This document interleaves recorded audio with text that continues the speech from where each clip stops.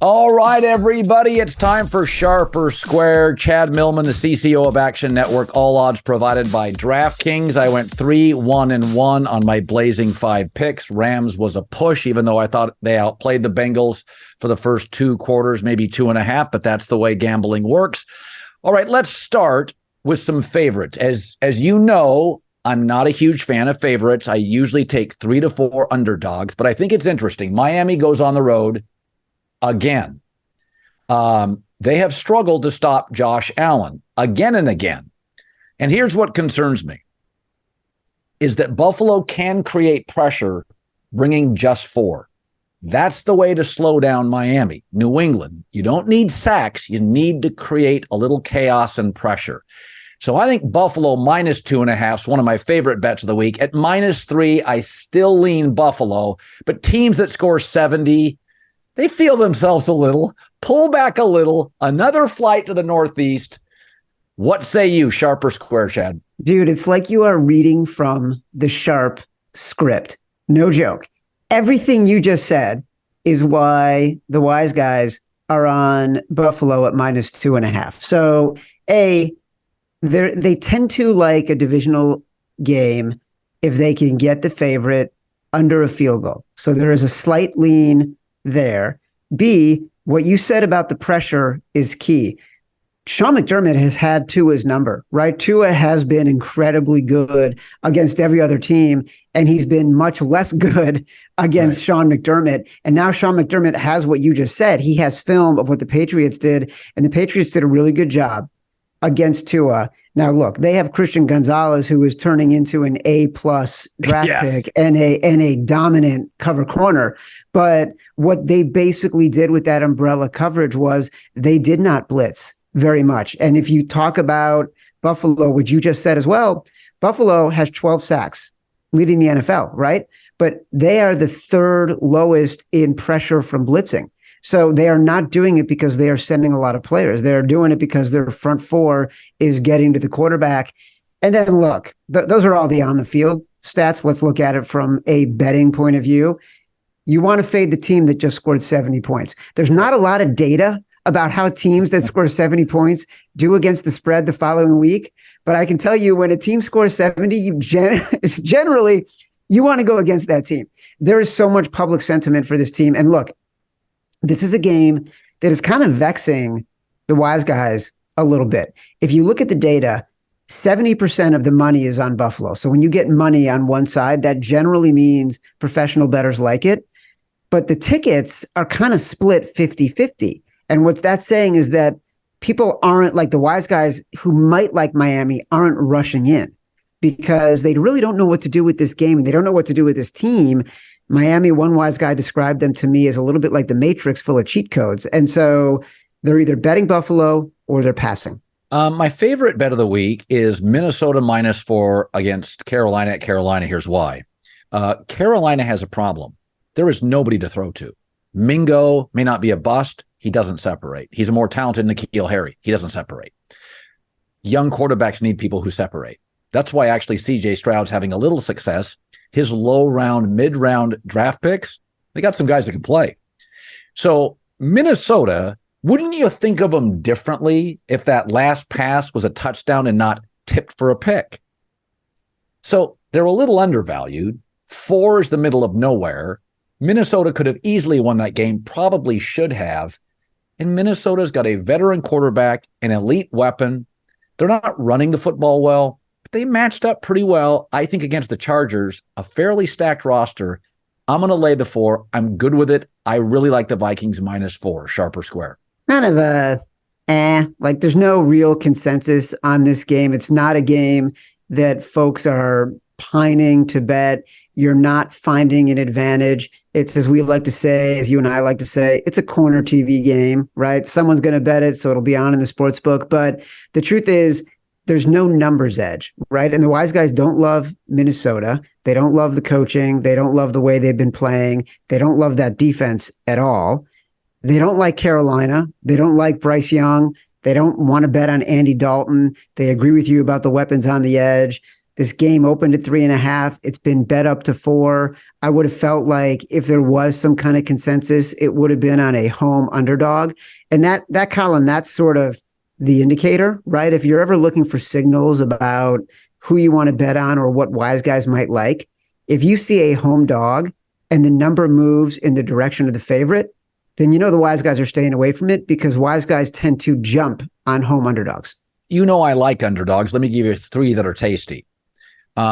Listen, Sam Howell was overwhelmed, completely overwhelmed. Philadelphia is struggling offensively. It may just be a Shane Steichen issue. They're not the same offense. They'll win the interior line play here, but the Washington D line can play. When you get humiliated, I'll take the 8. It's a division rival. Again, young quarterbacks are hot and cold. And I don't care if it's CJ Stroud, Bryce Young. Sam Howell was awful. The week before, he was pretty interesting. I think Sam Howell, little course correct. I'll take the 8, division rival, short week for Philadelphia, sharp or square.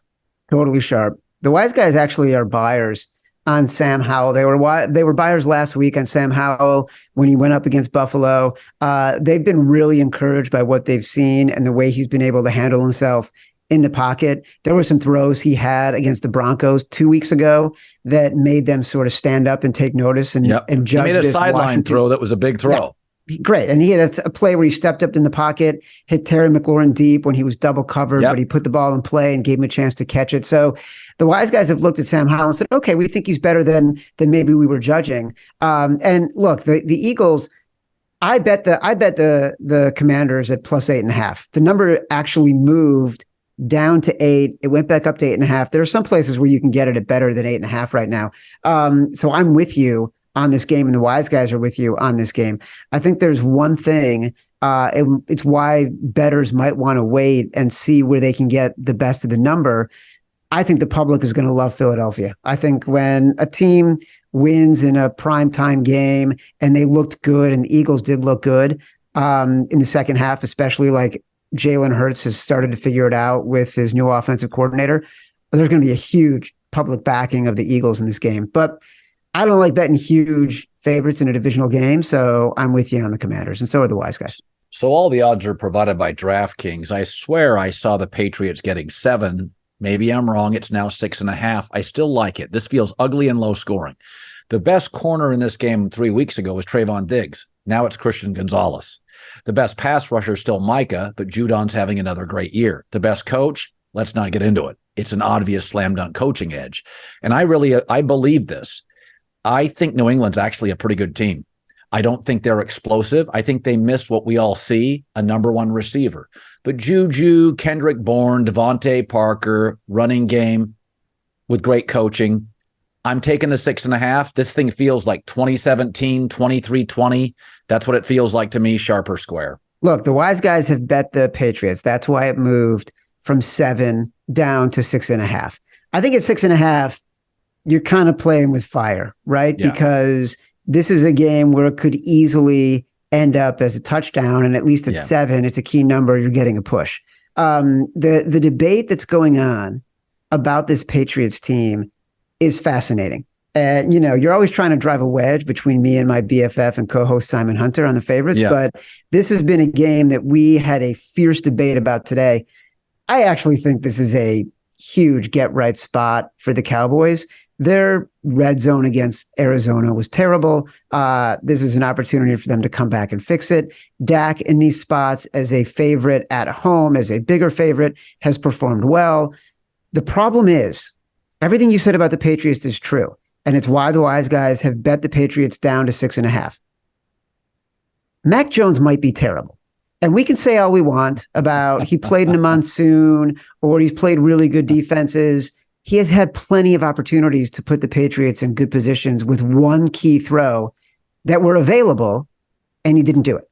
So it's a very good chance that he's just not very good, and you're betting on a guy who's not very good on the road against a team that could have a really dynamic offense. Football is officially back. No more preseason games. The regular season is here. Listen, we all like watching football on TV, but nothing's better live and in person. And the best way to get tickets to any of these games is at Game Time, the fastest growing ticket app in the entire United States. For last-minute amazing deals on tickets to see your favorite football team in September, download Game Time. And it's not just for football. Baseball playoff games, comedy shows, concerts all across the country. Download the Game Time app and use the redeem code Colin, COLIN, $20 off your first purchase.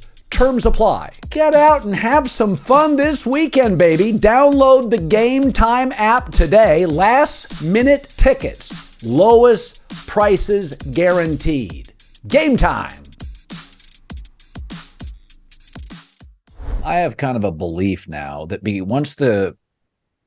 once the schedule was extended to 17 games, people were playing starters in the preseason even less. And so week one is absurdly unpredictable. The Bills were bad. The Jets look good. That's not truth. Take out week one for Seattle, where they had no idea what McVay was doing with a new offense. They go to Detroit and beat the Lions. They hammer Carolina, and now they get points at New York, and New York's kind of beat up. I think they're the better team. I think the Rams, nobody had a clue what offense they were going to run. Element of surprise, what? They dominated that game. Since then, Seattle's pretty good. Seattle's a good football team that I picked against the playoffs, that made the playoffs last year. Their young players are better. I'm going to take the points with Seattle, sharp or square. An interesting choice. It's a sharp play, but not like, oh my God, I'm seeing so much value. It's a sharp play because it's a short number, is what you just said about the Giants. Like, they're kind of beat up. There could be regression there. Seattle, actually, like you just said, has played better in the following weeks. And I think for some reason, there's sort of a hangover with Geno. When he doesn't play well, people tend to think, oh, Geno's terrible. Whereas if he bounces back, he doesn't get the benefit of the doubt the way other quarterbacks would, right? Right now, Trevor Lawrence has looked terrible. If Trevor Lawrence plays great this weekend in London, everyone's going to be like, oh, he's back. No one's going to think, oh, Trevor Lawrence is still bad. He just had one good game. But everyone thinks that about Geno until he has 6 straight games that are really good. So I can't disagree with you on this, but definitely not one of my favorites. So Cleveland -2.5 at home against Baltimore. I think Cleveland has the best defense in the league. Baltimore's left tackle may play, not 100%. Same with their center. This is Baltimore. They're beat up. In division game, I usually take points. I don't think we like Cleveland because of their quarterback and their history. This defense is Niners. It's Steelers. It's insane. Baltimore remains some new perimeter weapons, new coordinator, still figuring themselves out. Still players coming back on 100%.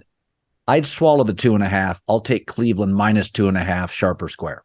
Totally sharp, but it has to be 2.5.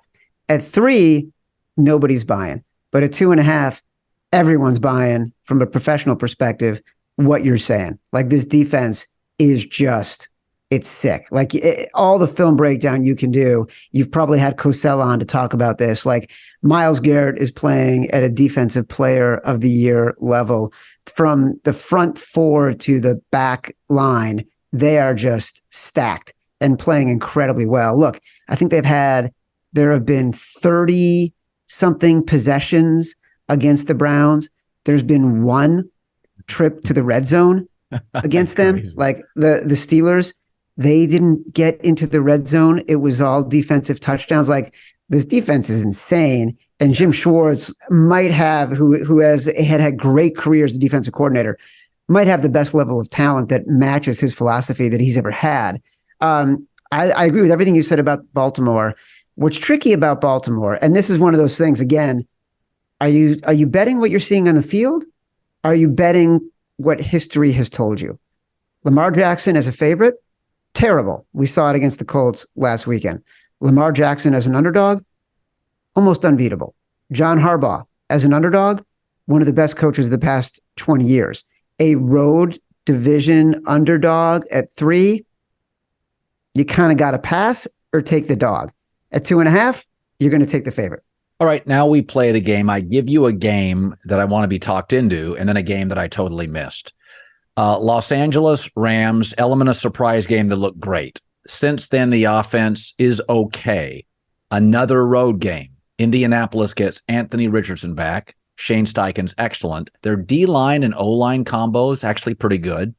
I think Indy's going to be a roller coaster team, but Anthony Richardson actually, as a young quarterback, takes some time off, watches the game, extra time to prep with a great OC.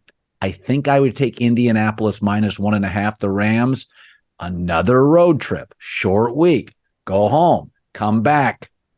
Think I would take Indy here, sharp or square. I think you want to rethink that. You're going to want to take the Rams. That's the sharp side. It's actually a big favorite of the wise guys this week. They're all buyers on Matthew Stafford. He's actually having a really good year. And if you look at that game against the Bengals, there's a couple plays that stand out that went against them.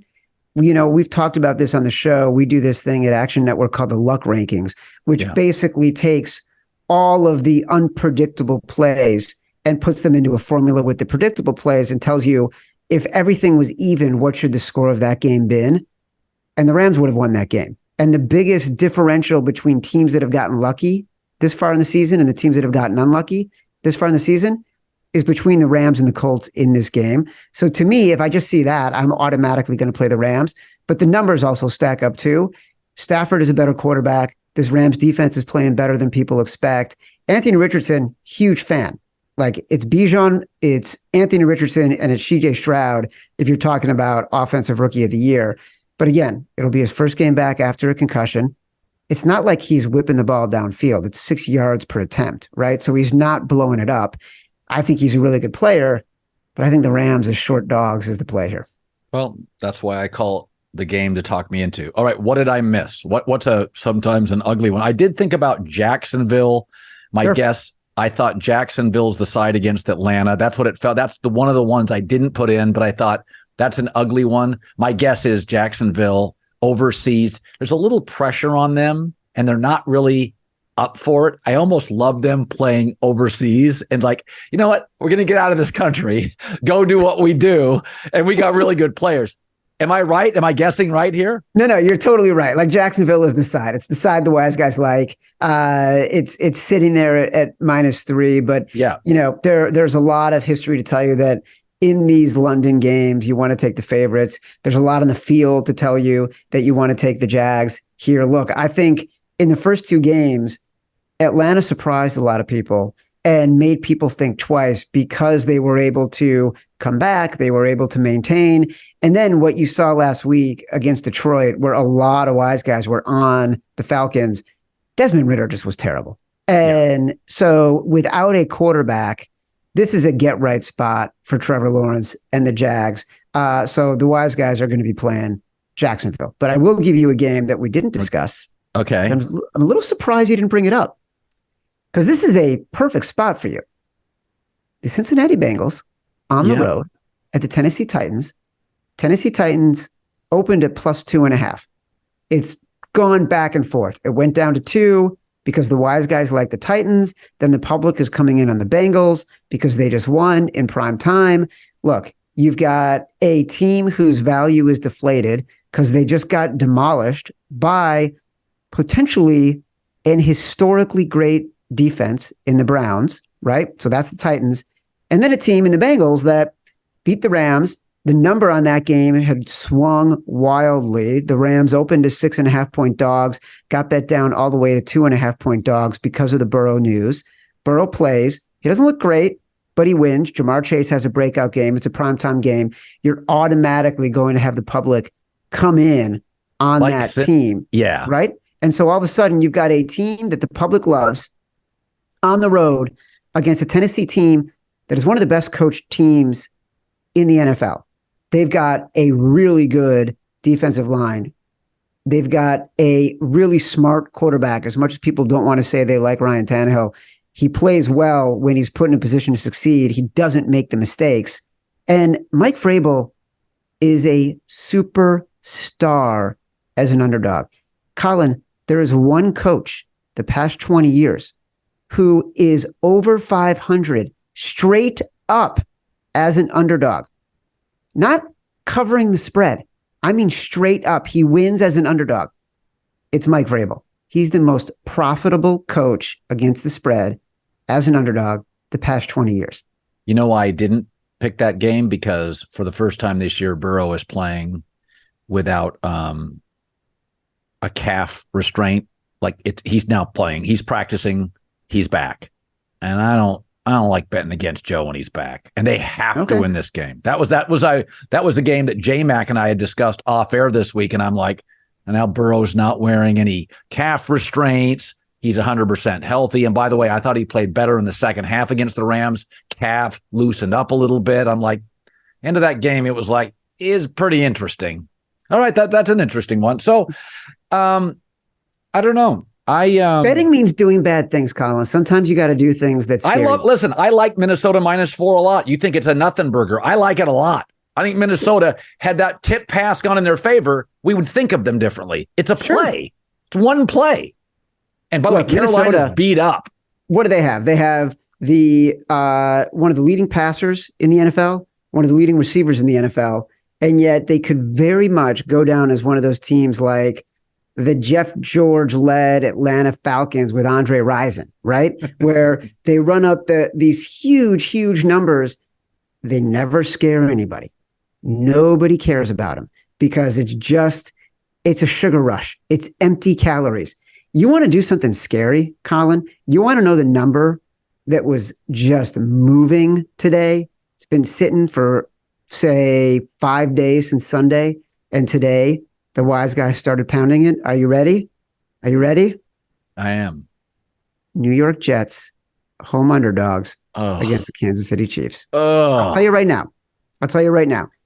I bet this at the Jets +10. It had been a 9.5 for most of the week. It bumped up to 10 yesterday. I grabbed it, went back down to 9.5. I'm not saying I moved the number back. I'm just saying after I grabbed the 10, it went down to 9.5. And today it's been steaming in the Jets direction below 9. So you want to talk about a game the wise guys are on? It's the New York Jets. Can't do it. Cannot do it. Won't do it. Prudent. Not gonna do it. Not gonna do it. Prudent. Not gonna do it. Chad Millman, CCO Action Network. Good seeing you, buddy. All right, brother. Good luck this week. 3-1-1. I feel good. Dude, I was so excited.